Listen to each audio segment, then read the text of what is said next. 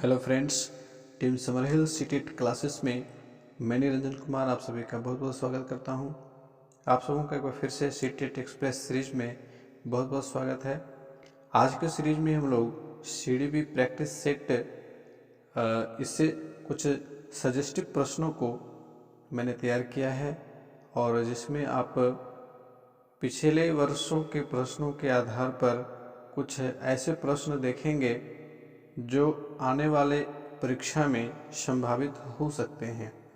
ये आपके अभ्यास के दृष्टिकोण से भी महत्वपूर्ण है, परीक्षा की तैयारी के दृष्टिकोण से भी महत्वपूर्ण है। तो आज का ये क्लास बहुत ही महत्वपूर्ण होने वाला है। तो आप एक एक प्रश्न को अच्छे से देखेंगे, सोच समझकर उसका जवाब देंगे और आंसर को जांच करते जाएंगे। तो शुरू करते हैं आज का क्लास। बढ़ते हैं पहले सवाल की ओर। पहला सवाल है, बच्चे के विकास के सिद्धांतों को समझने में शिक्षक की सहायता करता है। ऑप्शंस हैं, शिक्षार्थी की आर्थिक पृष्ठभूमि को पहचानने में, शिक्षार्थियों को क्यों पढ़ाना चाहिए यह औचित्य स्थापित करने में, शिक्षार्थियों की भिन्न अधिगम शैलियों को प्रभावी रूप से संबोधित करने में और शिक्षार्थी के सामाजिक स्तर को पहचानने में।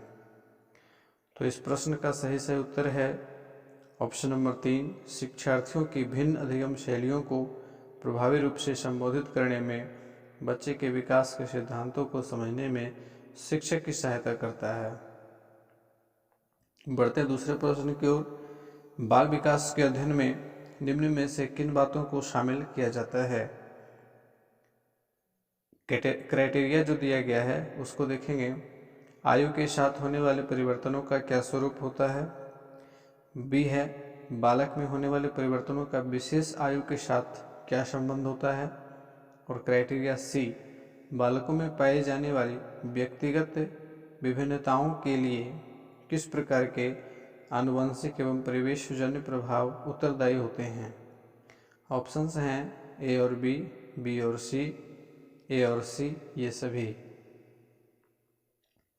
तो इस प्रश्न का सही उत्तर है ऑप्शन नंबर 4, ये सभी। बाल विकास के अध्ययन में ये जो 3 क्राइटेरिया दिए हुए हैं ये तीनों ही शामिल किए जाते हैं। बढ़ते हैं अगले सवाल की ओर। विकास के विभिन्न आयामों के संदर्भ में निम्नलिखित में से कौन सा कथन असत्य है अर्थात गलत है? ऑप्शंस हैं, कल्पना करना, स्मरण करना, विचार करना, निरीक्षण करना, समस्या समाधान करना, निर्णय लेना इत्यादि की योग्यता संज्ञानात्मक विकास के फलस्वरूप ही विकसित होती है। दूसरा ऑप्शन, भाषा का विकास एक प्रकार का संज्ञानात्मक विकास ही है। तीसरा ऑप्शन, भाषाई, मानसिक, संवेगात्मक, सामाजिक एवं चारित्रिक विकास विभिन्न आयु स्तरों में समान प्रकार से होता है। और चौथा है, क्रियात्मक विकास का अर्थ होता है व्यक्ति की क्रियात्मक शक्तियों, क्षमताओं या योग्यताओं का विकास। तो इस प्रश्न में सही उत्तर ऑप्शन नंबर 3 है। भाषाई, मानसिक, संवेगात्मक, सामाजिक एवं चारित्रिक विकास विभिन्न आयु स्तरों में समान प्रकार से होता है, यह कथन गलत है क्योंकि इनका विकास विभिन्न आयु स्तरों में एक समान ना होकर भिन्न भिन्न होता है। अगला सवाल देखेंगे, वृद्धि और विकास के संदर्भ में निम्न में से कौन सा कथन सत्य है? क्राइटेरिया है, वृद्धि विकास की प्रक्रिया का एक चरण होता है जिसका क्षेत्र असीमित होता है। दूसरा क्राइटेरिया है, विकास स्वयं में एक विस्तृत अर्थ रखता है एवं वृद्धि इसका एक भाग होता है। तीसरा क्राइटेरिया है, विकास एक सतत प्रक्रिया है जो बालक के परिपक्व होने के बाद भी चलती रहती है। इसमें से बताएंगे कि कौन से कथन सत्य हैं। तो इसका ऑप्शन नंबर 3, बी और सी सत्य हैं। ए गलत है। क्यों गलत है? क्योंकि कहा जाता है कि वृद्धि विकास की प्रक्रिया का एक चरण होता है जिसका क्षेत्र असीमित होता है, जबकि वृद्धि का क्षेत्र सीमित होता है। विकास का क्षेत्र भले ही असीमित होता है लेकिन वृद्धि का क्षेत्र सीमित होता है, इसलिए कथन ए गलत है। बी और सी सही हैं। विकास स्वयं में एक विस्तृत अर्थ रखता है एवं वृद्धि इसका एक भाग होता है। और तीसरा जो है, विकास एक सतत प्रक्रिया है जो बालक के परिपक्व होने के बाद भी चलती रहती है। तो बी और सी कथन सत्य हैं। बढ़ते अगले सवाल की ओर। मैं कौन हूँ, मैं क्या हूँ, मैं भी कुछ हूँ आदि जैसी प्रबल भावनाएं बालक के विकास की किस अवस्था की सूचक होती हैं? तो ये सही ऑप्शन इसका कौन सा होगा? पहला, किशोरावस्था। किशोरावस्था में ही ऐसी प्रबल भावनाएं बालक के अंदर आती हैं। बढ़ते अगले सवाल की ओर। बाल विकास के विभिन्न आयाम एवं इनके अधिगम के संबंध के संदर्भ में निम्न में से कौन सा कथन असत्य है, अर्थात कौन सा कथन गलत है? विकास के विभिन्न आयामों का आपस में घनिष्ठ संबंध है एवं ये अधिगम को प्रभावित करते हैं। दूसरा है, बालकों का विकास एवं अधिगम एक निरंतर चलने वाली प्रक्रिया है। तीसरा है, शारीरिक विकास विशेषकर छोटे बच्चों में मानसिक व संज्ञानात्मक विकास में मददगार है। और चौथा है, उपरोक्त में से कोई नहीं। तो इस प्रश्न का सही उत्तर है ऑप्शन नंबर 4, उपरोक्त में से कोई नहीं, क्योंकि कथन 1, 2 और 3 ये सत्य हैं। इनमें से कोई भी कथन असत्य नहीं है। बढ़ते हैं अगले सवाल की ओर। विकास के विभिन्न आयामों के संदर्भ में निम्न में से कौन सा कथन असत्य है?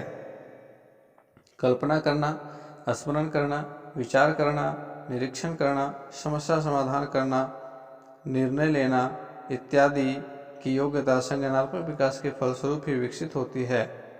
भाषा का विकास एक प्रकार का संज्ञानात्मक विकास ही है। भाषाई, मानसिक, संवेगात्मक, सामाजिक एवं चारित्रिक विकास विभिन्न आयु स्तरों में समान प्रकार से होता है। क्रियात्मक विकास का अर्थ होता है व्यक्ति की क्रियात्मक शक्तियों, क्षमताओं या योग्यताओं का विकास। तो इस प्रश्न का सही उत्तर कथन तीसरा है। भाषाई, मानसिक, संवेगात्मक, सामाजिक एवं चारित्रिक विकास विभिन्न आयु स्तरों में एक समान नहीं होता है बल्कि अलग अलग होता है। 8वां सवाल है, किशोर डैश का अनुभव कर सकते हैं? ऑप्शंस हैं, बचपन में किए गए अपराधों के प्रति डर के भाव, आत्मशुद्धि के भाव, जीवन के बारे में परितृप्ति की भाव, दुश्चिंता और स्वयं से सरोकार। तो इसका सही उत्तर है ऑप्शन नंबर 4, दुश्चिंता और स्वयं से सरोकार, क्योंकि किशोरों में ऐसी भावनाएं ज़्यादा प्रबल होती हैं। अगला सवाल है, निम्न में से कौन सा बच्चे की सामाजिक मनोवैज्ञानिक आवश्यकताओं के साथ संबद्ध नहीं है? सामाजिक अनुमोदन अथवा सराहना की आवश्यकता, संवेगात्मक सुरक्षा की आवश्यकता, शरीर से अपशिष्ट पदार्थों का नियमित रूप से बाहर निकलना, और चौथा है सानिध्य अर्थात संगति की आवश्यकता। तो इस प्रश्न का सही उत्तर होगा ऑप्शन नंबर 3, शरीर से अपशिष्ट पदार्थों का नियमित रूप से बाहर निकलना। ये जैविक क्रिया है, ये सामाजिक मनोवैज्ञानिक आवश्यकताओं के साथ संबद्ध नहीं है। अगला सवाल है, पूर्व विद्यालय में पहली बार आया बालक मुक्त रूप से चिल्लाता है। 2 वर्ष के बाद वही बच्चा जब प्रारंभिक विद्यालय में पहली बार आता है तो वो अपना तनाव चिल्लाकर व्यक्त नहीं करता, अपितु उसके कंधे व गर्दन की पेशियां तन जाती हैं। उसके इस व्यवहारिक परिवर्तन का क्या सैद्धांतिक आधार हो सकता है? विकास क्रमिक प्रकार से होता है, विकास निरंतरीय होता रहता है, अलग अलग लोगों में विकास भी भिन्न रूप से होता है, विभेद व एकीकरण विकास के लक्षण हैं। तो इसका सही उत्तर है ऑप्शन नंबर 4, विभेद व एकीकरण विकास के लक्षण हैं, क्योंकि हम यहाँ देख रहे हैं कि पूर्व विद्यालय से लेकर के प्रारंभिक विद्यालय तक के दरमियान बच्चे के व्यवहार में जो परिवर्तन आया है वह विभेदीकरण का ही नतीजा है। अगला सवाल है, निम्न में से कौन सा किसी बच्चे पर आनुवंशिकता का प्रभाव है? विशिष्ट शारीरिक लक्षण, विशिष्ट बुद्धि, विशिष्ट चरित्र। तो ये काफ़ी आसान सा सवाल, ये तीनों ही ऑप्शन सही हैं, तीनों ही आनुवंशिकता का प्रभाव होते हैं। आपकी कक्षा का एक छात्र कक्षा में रोज अनुशासनहीनता करता है, आप इस समस्या के समाधान हेतु निम्न में से क्या उपाय अपनाएंगे? उसके वंशानुक्रम तथा वातावरण का पता लगाकर उसका सही दिशा में मार्गदर्शन करेंगे। छात्र को रोज पीटेंगे जब तक कि वह कक्षा में अनुशासनहीनता करना नहीं छोड़ देता है। स्कूल से उसका नाम काटने के लिए प्रधानाचार्य से कहेंगे। उसको इलाज के लिए किसी अच्छे मनोचिकित्सक के पास लेकर जाएंगे। तो इस प्रश्न का सही से उत्तर ऑप्शन नंबर 1 है। उसके वंशानुक्रम तथा वातावरण का पता लगा करके उसका सही दिशा में मार्गदर्शन करना होगा। एज ए टीचर आपको उसे पीटना नहीं है, ना ही उसका स्कूल से नाम काटना है, ना ही आप उसे डॉक्टर के पास ले जा सकते हैं, क्योंकि डॉक्टर के पास ले जाने के लिए आप एक ऑथराइज्ड पर्सन वहाँ पे नहीं हैं। अगला सवाल है, सीखने संबंधी न्यूरोयोग्यताएं सामान्यतः लड़कियों की तुलना में अधिकतम लड़कों में पाई जाती हैं। अधिकतम उन बच्चों में पाई जाती है जो शहरी क्षेत्रों की अपेक्षा ग्रामीण क्षेत्रों से संबंध रखते हैं। उन बच्चों में पाई जाती है विशेषतः जिनके पैतृक अभिभावक इस प्रकार की समस्याओं से ग्रसित होते हैं। औसत से श्रेष्ठ बुद्धि लब्धि वाले बच्चों में पाई जाती है।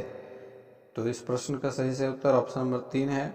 उन बच्चों में पाई जाती है विशेषतः जिनके पैतृक अभिभावक इस प्रकार की समस्याओं से ग्रसित होते हैं।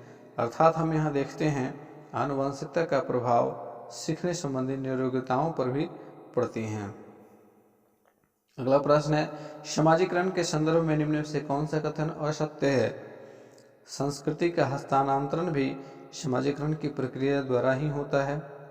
समाजीकरण के कुछ महत्वपूर्ण अभिकर्ता माता पिता, समवयस्क समूह, विद्यालय, धार्मिक संस्थाएं और जनसंचार माध्यम जैसे दूरदर्शन इत्यादि हैं। पालने के तरीकों का प्रभाव बच्चे के समाजीकरण पर नहीं पड़ता है। समाजीकरण का कार्य समाज में रहकर ही संभव है, समाज से अलग रहकर नहीं। तो इस प्रश्न का सही उत्तर ऑप्शन नंबर 3 है कि पालने के तरीकों का प्रभाव बच्चे के समाजीकरण पर नहीं पड़ता है। यह कथन सत्य है, जबकि यह कथन जो है असत्य है ना, कि पालने के तरीकों का प्रभाव बच्चे के समाजीकरण पर पड़ता है, जबकि यहाँ दिया हुआ है कि नहीं पड़ता है। तो यही कथन असत्य है और हमारा ऑप्शन सही ऑप्शन भी यही है। बढ़ते हैं आखिरी सवाल की ओर। जनसंचार माध्यम समाजीकरण का एक महत्वपूर्ण माध्यम बनता जा रहा है। नीचे दिए गए कथनों में से कौन सा कथन सबसे उपयुक्त है? समाजीकरण केवल माता पिता और परिवार के द्वारा किया जाता है। जनसंचार माध्यमों की पहुंच बढ़ रही है और जनसंचार माध्यम अभिवृत्तियों, मूल्यों और विश्वासों को प्रभावित करता है। बच्चे संचार माध्यमों के साथ प्रत्यक्ष रूप से अंतःक्रिया नहीं कर सकते हैं। संचार माध्यम पदार्थों के विज्ञापन और विक्रय के लिए एक अच्छा माध्यम है। तो इसका सही से उत्तर ऑप्शन नंबर 2 है। जनसंचार माध्यमों की पहुंच बढ़ रही है और जनसंचार माध्यम अभिवृत्तियों, मूल्यों और विश्वासों को प्रभावित करता है। तो फ्रेंड्स, आज के क्लास में हम लोगों ने 15 ऐसे प्रश्नों का अभ्यास किया है जो काफ़ी महत्वपूर्ण है, और इसी प्रकार से सीटेट एक्सप्रेस सीरीज आपके CDP और अन्य जो भी कैटेगरी हैं, EVS, मैथमेटिक्स, इंग्लिश, हिंदी, इन सब के ऊपर धीरे धीरे आता रहेगा। बने रहिए हमारे साथ, इसी प्रकार से हमें सपोर्ट करते रहिए और अपनी तैयारी को बेहतर करते रहिए। मिलते हैं फिर से अगले क्लास में, तब तक के लिए गुड बाय।